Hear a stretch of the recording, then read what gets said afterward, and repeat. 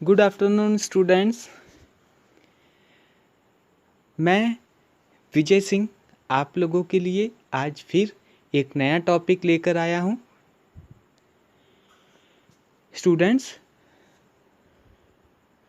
मुझे ये बताते हुए बहुत ही ज़्यादा खुशी हो रही है कि आज आप लोगों का लास्ट टॉपिक है इस थ्योरी का, और उम्मीद है कि आपको ये पूरा सिलेबस जो मैंने आपको समझाया है वो सब अच्छे तरीके से समझ में आया होगा।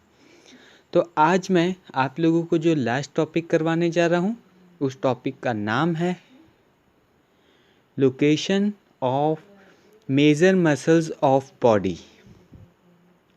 तो इसमें हम लोग मसल्स के बारे में पढ़ेंगे, जैसे कि हम लोगों के मसल्स होते हैं किस तरह से वर्क करते हैं और किस किस जगह पे मसल्स पाए जाते हैं, उन चीज़ों के बारे में हम बात करेंगे। तो चलिए ज़्यादा टाइम वेस्ट ना करते हुए हम चलते हैं अपने आज के टॉपिक मसल्स की ओर। Muscles is a tissue which has the power of contraction. जो मसल्स होते हैं उनमें पावर होती है किसी चीज़ को कॉन्ट्रैक्शन करने के लिए, अपने कॉन्ट्रैक्शन करने के लिए। Contraction of muscles produce movement. और जो कॉन्ट्रैक्शन होता है वो मसल्स में प्रोड्यूस करते हैं, उनके मूवमेंट को प्रोड्यूस करते हैं। All muscles contain bundles of fibres. सारे ही मसल्स में एक फाइबर रेशे की तरह बंडल्स बने होते हैं, which run in the same direction, जो कि एक ही दिशा में डायरेक्शन देते हैं, एक ही दिशा में चलते हैं। Muscles are classified into 3 types. Muscles जो होते हैं 3 टाइप्स में बटे हुए होते हैं। They are voluntary muscles first, second involuntary muscles, third cardiac muscles. अब हम सीरियल वाइज से तीनों मसल्स के बारे में एक्सप्लेन से पढ़ेंगे। सबसे पहले हम वॉलंटरी मसल्स के बारे में पढ़ते हैं।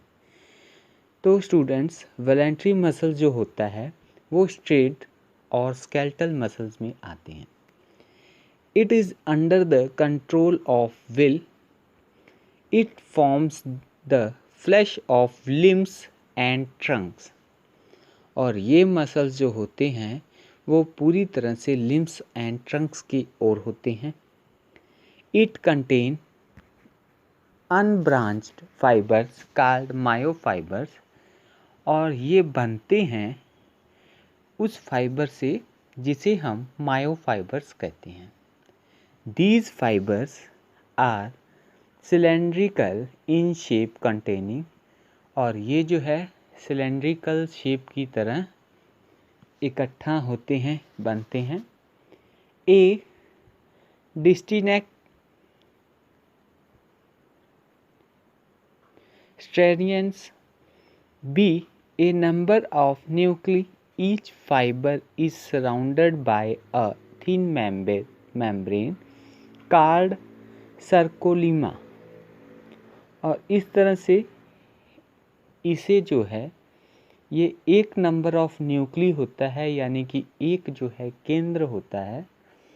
ईच फाइबर इज सराउंडेड, इसके चारों तरफ फाइबर होते हैं, ये फाइबर से घिरा हुआ होता है। बाय अ थिन मेम्ब्रेन, इसमें पतली परत होती है, झिल्ली होती है। कॉल्ड सर्कोलीमा, जिसे हम सर्कोलीमा कहते हैं। Second point, involuntary muscle. Non striated plain और smooth muscles.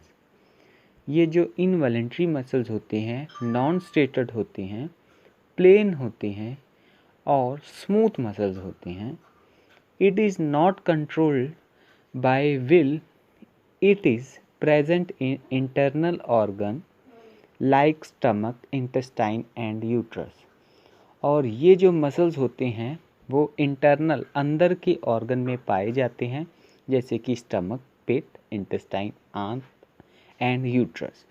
It contains long spinal fibres with a central nucleus.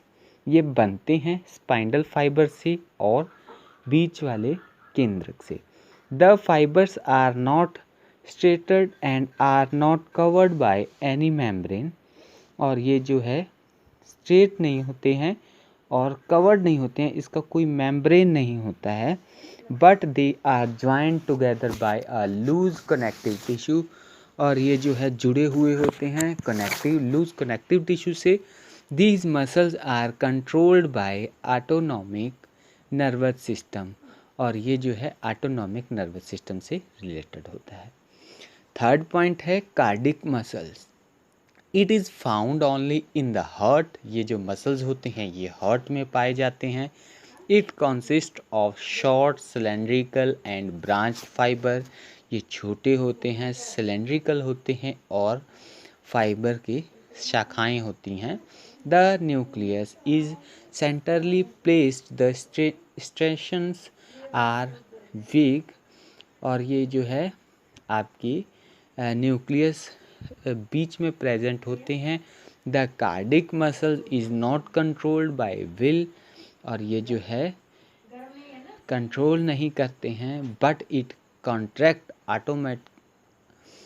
Automatically in a rhythmic manner, और ये जो है कंट्रोल नहीं करते हैं लेकिन इनमें जो है एक कॉन्ट्रैक्शन होता है, एक अपने आप एक काम करते हैं राइथमेटिक मैनर्स में। तो स्टूडेंट्स, आपका ये सिलेबस कंप्लीट होता है थ्योरी का।